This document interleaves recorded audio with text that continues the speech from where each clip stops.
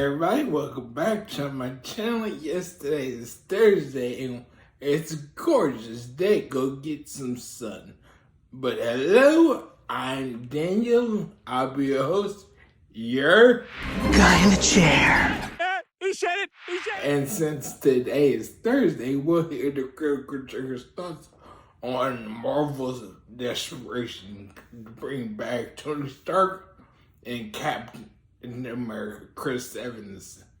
So enjoy. Dear viewer, the shill media finally grew a spine and turned against their corporate overlords yesterday with an explosive new article from Variety titled simply "Crisis at Marvel." And really, I think crisis is probably the best word to describe their current situation. After a string of box office flops and underperformers, coupled with an endless sludge pipe of forgettable Disney Plus shows that fewer and fewer people watch or care about, it really feels like all of their past mistakes, problems and flaws have reached critical mass in the past few months, and now there's just no hiding from it anymore. The article covers a lot of ground at great length, so I'm not going to read the whole thing here, but it does touch on all of the major issues facing the MCU right now, with a shocking amount of honesty. There's no real attempt to sugarcoat it or sweep the problems under the rug anymore. This is a straight up laundry list of all of Kevin Feige's biggest headaches. And damn man, judging by the size of that head, he must have quite a few going on. Headache number one is Kang, specifically the actor playing him. As the article itself says, the most pressing issue to be discussed at the retreat was what to do about Jonathan Majors, the actor that's been poised to carry the next phase of the Marvel Cinematic Universe, but instead is headed to a high-profile trial in New York later this month on domestic violence charges. The actor insists that he's the victim, but the damage to his reputation and the chance he could lose the case has forced Marvel to reconsider its plans to center the next phase of its interlocking slate of sequels, spin-offs, and series around Major's villainous character, Kang the Conqueror. The thing the author doesn't seem to understand, though, is that it honestly doesn't matter what happens to Jonathan Majors. Whether he's found guilty or innocent isn't going to change the fact that Kang is a fundamentally shit villain, both in concept and execution, and Marvel completely fumbled his introduction anyway. The first time he showed up was in a Disney Plus show that not many people watched or cared about. He was killed off after a single episode, and then he got his ass kicked by Ant-Man of all people in his first movie. The fact that there's an infinite number of him out there in the multiverse removes any sense of stakes or investment in the guy, because ultimately every variant of him is just another disposable stooge that can be replaced at a moment's notice. The human mind isn't really designed to think of characters and conflicts in infinite multiversal terms, and because there's no centralized definitive version to focus on, he's not even a character so much as a force of nature. It's like a hero trying to fight a tidal wave. It doesn't have any emotional resonance because there's no personal connection between them. Like, remember when Cap and Iron Man fought each other in Civil War, and even though it was basically just two guys going at it and the fate of the entire universe wasn't at stake, it still meant a lot because we as an audience knew and understood where both men were coming from. That was nice. I like that. And I think even Marvel have begun to realize the problem they've created for themselves. Marvel is truly fucked with the whole Kang angle, and they haven't had an opportunity to rewrite it until very recently, but I don't see a path to how they can move forward with him. Neither do I, top dealmaker guy, and I don't think Marvel do either. It's a perfect example of raising the stakes until they've become so ludicrously, unfathomably high that they basically leave their own audience behind. Then there's the Marvels. I mean, shit, man, you don't need me or Variety to tell you how this one's shaping up. It's a movie about a bunch of characters nobody cares about, played by a bunch of actresses nobody particularly likes, doing a thing nobody understands, while fighting a villain that nobody's ever heard of. Not exactly a winning formula. Directed by Nia DaCosta, The Marvels unites Larson's heroine with two superpowered allies, Monica Rambeau and Kamala Khan. But instead of seamlessly building on the success of Captain Marvel, this movie resulted in 4 weeks of reshoots to bring coherence to a tangled storyline. Then eyebrows were raised again when DaCosta began working on another film while The Marvels was still in post-production. The filmmaker moved to London earlier this year to begin prepping for her Tessa Thompson drama, Hedda. Sounds like a fucking blast. If you're directing a $250 million movie, it's kind of weird for the director to leave with a few months to go. Even the most committed Marvel shills seem to be mysteriously silent on this one. It's like they know what's coming. It's a fray!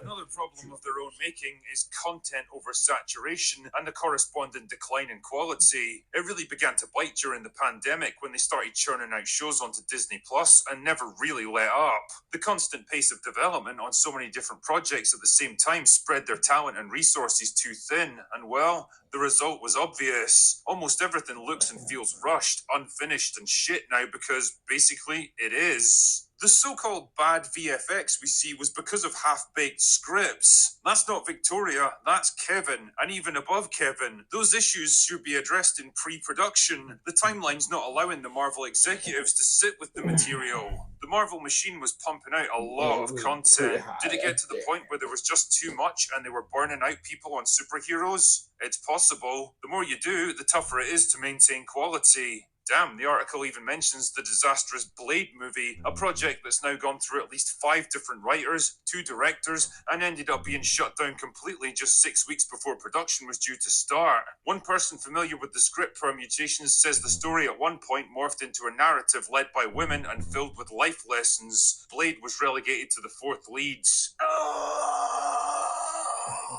Oh my goodness, imagine my shock that a Marvel movie with a male lead would push him into the background in favour of a female-centric story that preaches moral lessons to the audience. Put a chick in it, make her gay! I believe I asked you to put a chick in it and make her gay. Put a chick in it and make it fucking gay as fuck. You know, it's actually kind of funny to see mainstream outlets finally wake up to this shit. Yeah, people like me have been saying this for years now, and their points are so in line with my own, it almost makes you wonder if they've been taking a few notes, but whatever. Better late than never, I guess. I think even Marvel are starting to grasp the full magnitude of the disaster they've created themselves, and now they're scrambling to fix it. I mean, it's probably too little too late, but at least they're trying. The troubled Blade movie now has a whole new writing team and a vastly reduced budget, which is probably for the best. The days of billion-dollar box office hauls are long behind you, and they ain't coming back. Daredevil was scrapped halfway through filming because it was so shit that even Marvel weren't prepared to release it. And this is coming from the company that thought She-Hulk was good enough for public consumption. You know I'm the hottest, you ain't never gotta hit me if I'm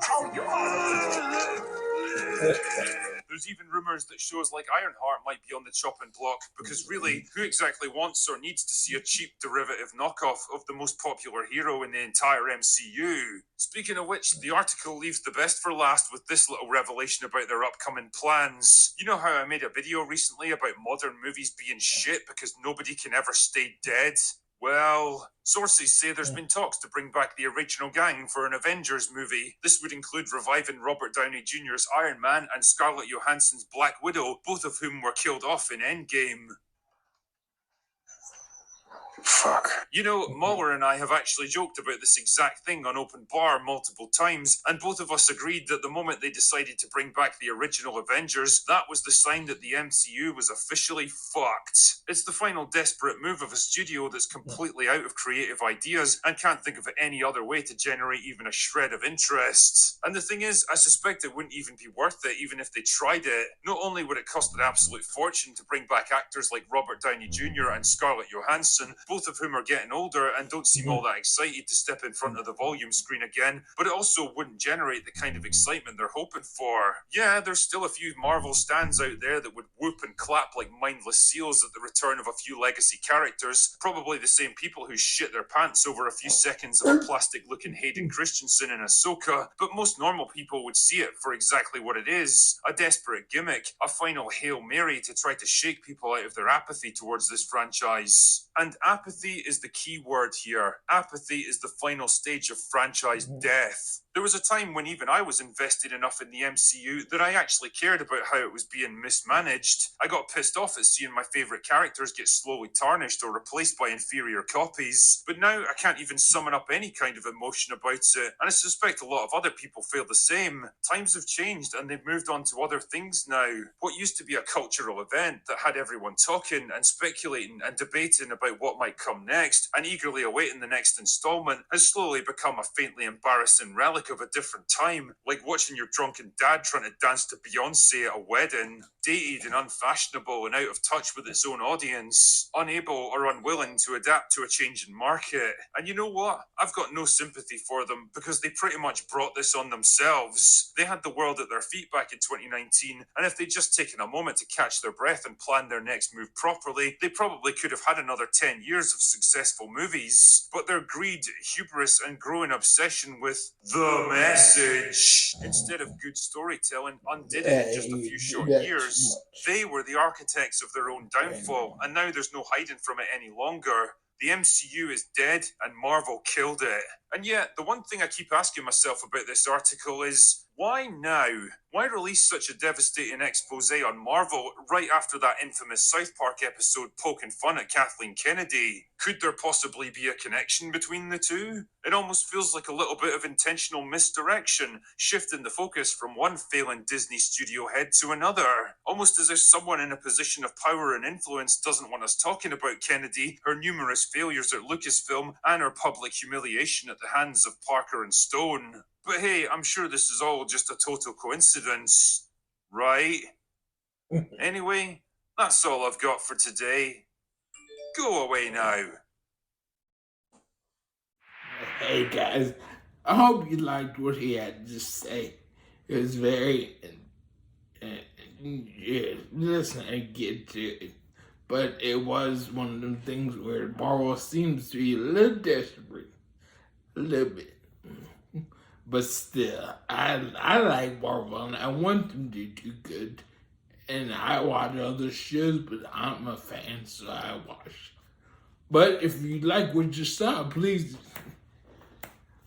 I guess, give me a like it, comment down below, and then finally subscribe for more and hit the notification bell so you're notified every time I post a new video and share. Bye.